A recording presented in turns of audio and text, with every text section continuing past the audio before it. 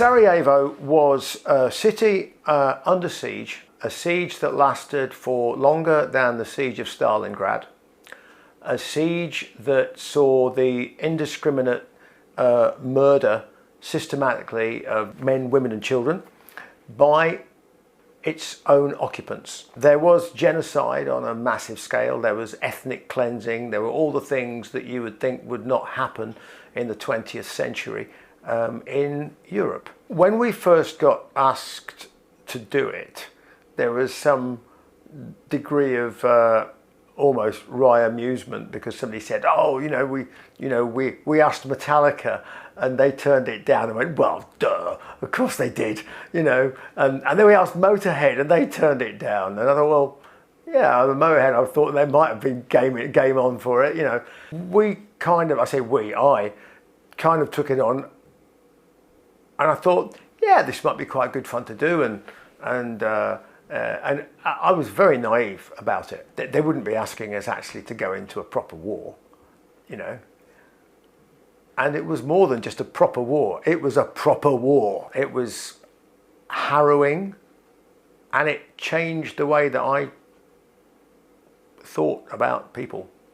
That's what it was like coming back from Sarajevo. I remember getting back, long and the short of it, just before Christmas. And I got home and I ended up on the train from Chippenham to Paddington. And you realise that it was hard not to get really angry with people. To go, why don't you just fucking listen to yourself? The trivial bullshit that you care about. And where I came from this morning, people don't have any food to eat, they don't have any power, they might get shot at any minute, and you're worried about what the fuck?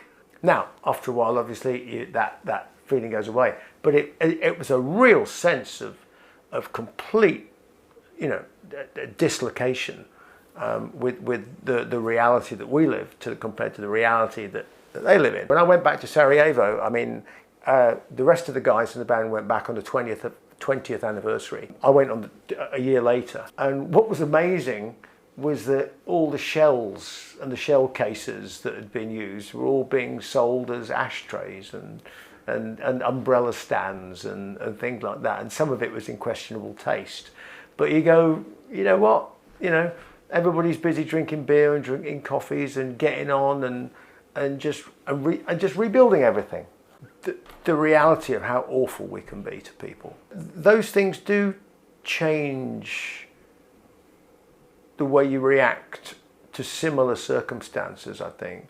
You can't not be involved.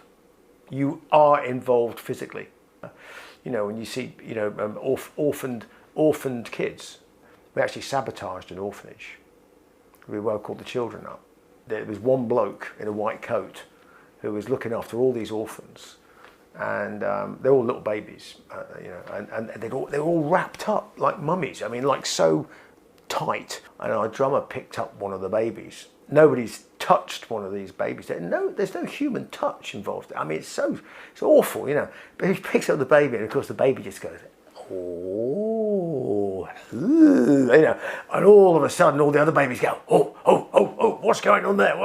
And they all it's like a room of alarm clocks all chiming at different times. And it was heartbreaking but uplifting at the same time, So the other story in the book, they didn't have any men to look after the little kids. So the big kids were looking after the little kids, and they're all out playing and stuff. And we went, and they said, go and take a couple of tunes. So we had a guitar, and none of them had ever seen a guitar. The drummer sort of said, do the clapping thing, at which point the big kids went, oh yeah, no, this game, bap, bap, bap, and they all fell down dead.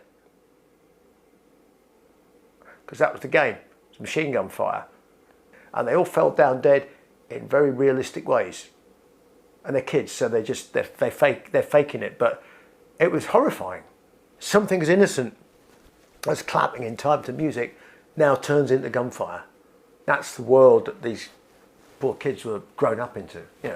I'm sure they've gotten over it, but they'll never forget it.